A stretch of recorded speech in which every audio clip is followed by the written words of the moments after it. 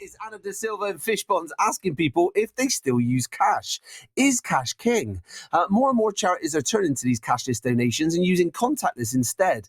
Alf Hurst very kindly joins me in the studio, and he is the storytelling coordinator at the fabulous homeless charity Care in Bristol. Good morning. Morning, Joe. Hey, I'll tell you what is a storytelling coordinator? Because that is a brilliant job title. It sounds a very strange job title, but essentially it is about amplifying the voices of people who experience homelessness. Mm-hmm. They're voices that we don't normally hear.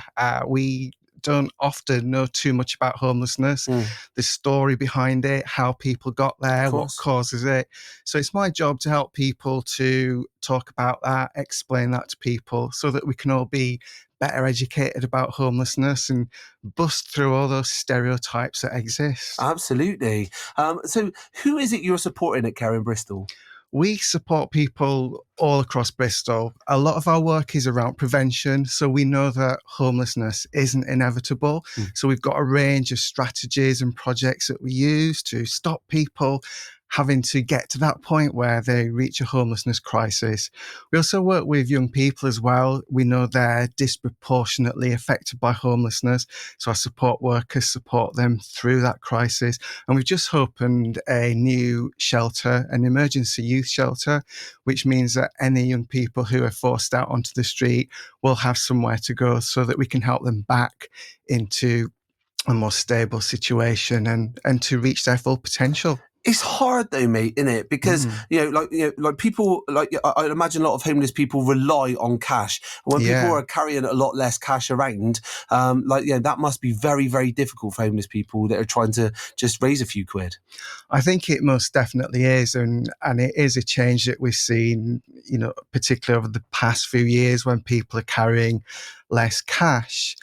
If you think about someone who is having to live on the street, they've been stripped of their autonomy, they've been stripped of their financial independence. That is so difficult.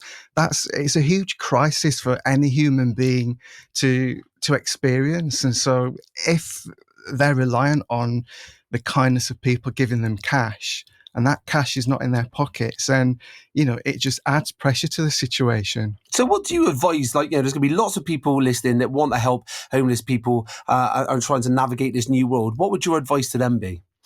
There is always different options that you can, if you've not got that cash to give. We work with Bristol City Centre Bid Business Improvement District, and they've got an amazing scheme called Tap for Bristol. Yeah. It's supported by the Temple and Redcliffe bid as well. So that means that there are 25 cashless, contactless points all around Bristol City Centre. People can tap, give £3. £3, yeah. Yeah, and that adds up. So since that project began in 2019, it's raised £134,000, which is amazing. And at Care in Bristol, we think that Bristol really does care, and I think Tap for Bristol shows that. So if you see these tap points knocking around, they're all over Bristol, and all you could do is just the same way, take your phone or take your card, just tap it on there, and it's a £3 donation, and everything goes straight to you at Care in Bristol. It goes to Care in Bristol and to other homelessness charities as well. There are a number of homelessness charities in Bristol. We all work together towards the same aim to eradicate homelessness, essentially. But every penny that goes through Tap for Bristol goes to a homelessness charity in Bristol. So what do they look like? So because people might not see them, what do they look like? How do we know where and how to find them? They're often outside of shops, so they're outside of some of the big supermarkets on Broadmead, in Wapping Wharf. Some of the hospitality venues, for example, have got them. You'll see the Tap for Bristol logo. It's blue with a red heart on it, and you just tap them, and it's all done securely. It's managed by Quartet, which is a foundation in Bristol, which manages charitable donations.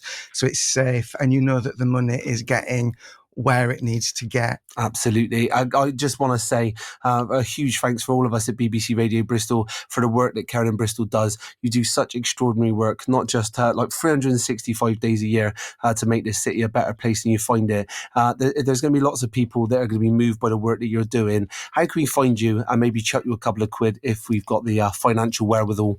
Yeah, you can find Caring in Bristol by phoning us on our socials, which is at Caring in Bristol or caringinbristol.org.uk.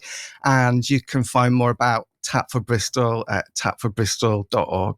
Brilliant. Alv Hurst, thank you so much for joining me this morning. It's been a pleasure to have you in the studio. The time now, 27 minutes past 8.